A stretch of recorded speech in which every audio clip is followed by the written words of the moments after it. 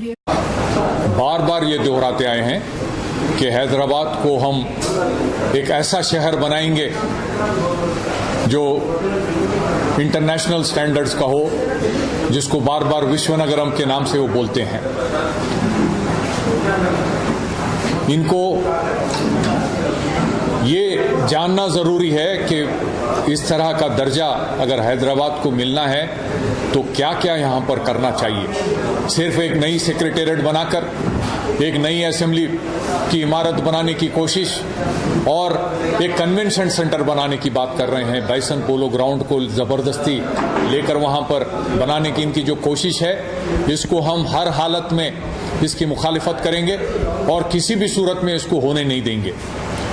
WHO world health organisation ने कहा कि एक ओपन स्पेस की बात कही है कि एक आदमी को एक शहर में 9 स्क्वायर मीटर की जगह की ज़रूरत है। आज हैदराबाद में कम से कम 3 मीटर की जगह भी हमको हासिल नहीं है और आप कहते हैं कि विश्वनगरम बनाएंगे। ओपन स्पेसेस, लंग स्पेस की बात में इसको देते हुए गवर्नमेंट ऑफ इंडिया ने एक वहाँ पर एक गाइडलाइंस निकाला है जिसमें किस तरह से यह इसको बनाने की पूरी तायद उसमें गाइडलाइंस में बताई गई। उसके बावजूद इन चीज़ों पर गौर नहीं करते या जहाँ भी खाली जगह है। आज सीएम साहब कहते हैं कि हैदराबाद में 500 एकड़ ज़मीन है जहाँ पर प्ले ग्राउंड्स हैं और एक 60 एकड़ कम हो जाए तो कुछ नहीं होगा। अलग अलग स्टेडियम हैं जहाँ पर लोग खेल नहीं रहे हैं, ये नावाकिफ हैं, ज़मीनी हालात से बेखबर हैं।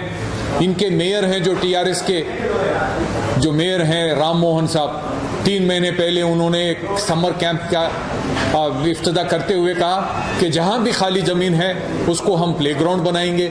और ये चीफ मिनिस्टर साहब हैं, जहाँ भी खाली जगह है या प्लेग्राउंड भी है उसकी तब्दीली कर हम उसको कंक्रीट जंगल बनाएंगे, कुछ न कुछ इमारतें बनाएंगे। ये सिर्फ अपने फ़ायदे के लिए, मुफाद के लिए, कॉन्ट्रैक्टर्स के ज़रिए पैसा कमाने के लिए ये काम कर रहे हैं। इनको लोगों के बारे में कोई सोच नहीं है, लोगों की भलाई के बारे में कोई सोच नहीं है, लोगों के सेहत के बारे में कोई सोच नहीं है, कैसे हालात यहाँ पर होनी चाहिए एक अच्छे शहर बनने के लिए, इसमें भी उनकी कोई सोच नहीं है। इस ऐसे चीफ मिनिस्टर साहब को हम पे इल्ज़ाम लगाते हैं अपोजिशन पर कि हम डेवलपमेंट को, तरक्की को हम रोक रहे हैं।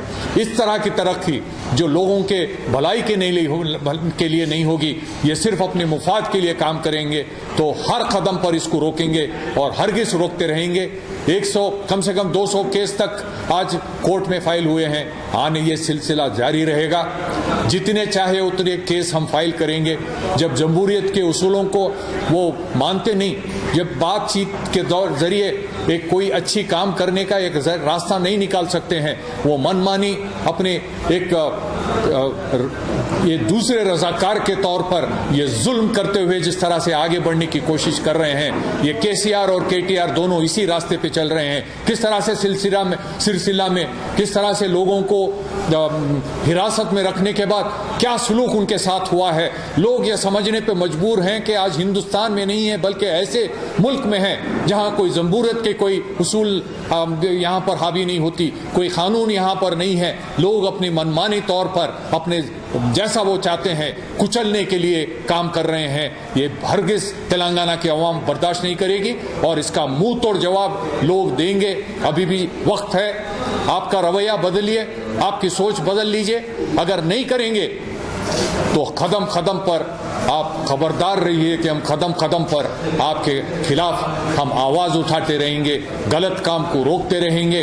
हम अवाम की ताकत के साथ या हमारी जो कोर्ट हैं उसके ऊपर हमको पूरा यकीन है कि हिंदुस्तान की जुडिशरी की जो सिस्टम है, कोई भी गलत काम होता है तो उसको सही करने के लिए हम उनका सहारा लेंगे।